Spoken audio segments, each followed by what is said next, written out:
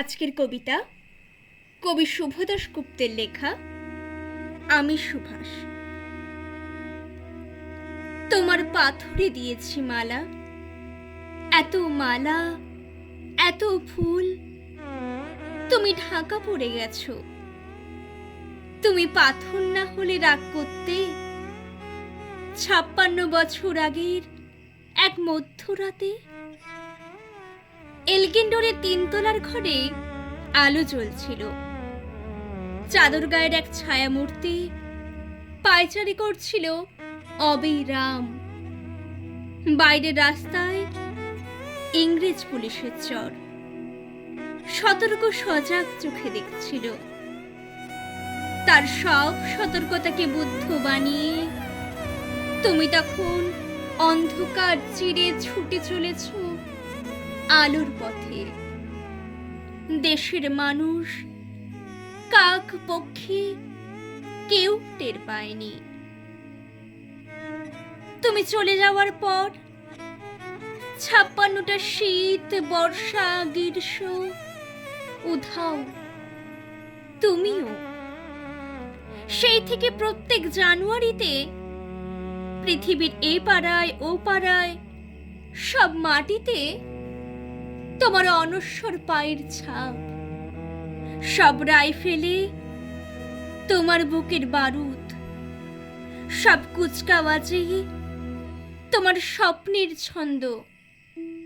পরশ পাথরের মতো স্বাধীনতাকে খুঁজেছে তোমার অন্তরে লুকিয়ে থাকা খেপা। তোমার গন্তব্য ছিল স্বাধীনতা, তোমার পথ ছিল স্বাধীনতা, তোমার স্বপ্ন ছিল স্বাধীনতা, তোমার প্রেম ছিল স্বাধীনতা। তুমি রক্ত চেয়েছিলে স্বাধীনতার জন্য, তাই তুমি পাথর। যারা স্বাধীনতার আড়ালে চেয়েছিল গদি, চেয়েছিল সিংহাসন, ইংরেজদের ছেড়ে যাওয়ায় লুটের রাজ্যপাট, তারা রইল সুখে। ভারতবর্ষের টাকায় তাদের সুখ, তোমার নয়। ভারতবর্ষের অফিসে আদালতে তাদের ছবি, তোমার নয়। ভারতবর্ষের সংবিধানে তাদের শৈশবোধ, তোমার নয়।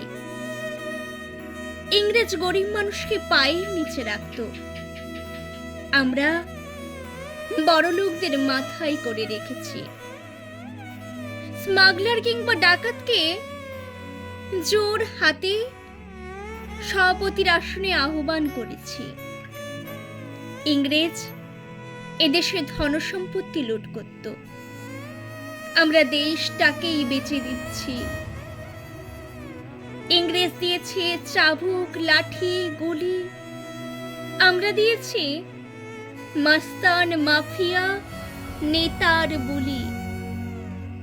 ইংরেজ দিয়েছে কালাপানি সেলুলার জেল, আমরা দিয়েছি টিভিতে সুপারহিট মোকাবিলা। আর আইনসভায় আয়ারাম গয়ারামের খেল। ৫৬ বছর আগের এক মধ্যরাতে পরাধীন এই দেশ ছেড়ে তুমি চলে গিয়েছিলে স্বাধীন এক স্বদেশে ফিরে আসার স্বপ্ন নিয়ে। তুমি ফিরে আসোনি, স্বাধীনতা এসেছে, তার কাঁধের ঝুলি ভরে নিয়ে এসেছে।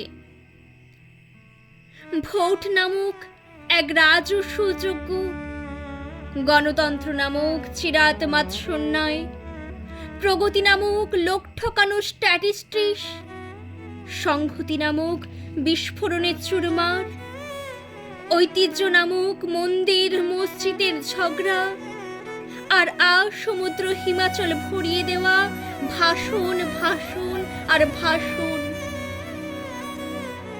৫৬ বছর ধরে তুমি পাথর হয়ে আছো।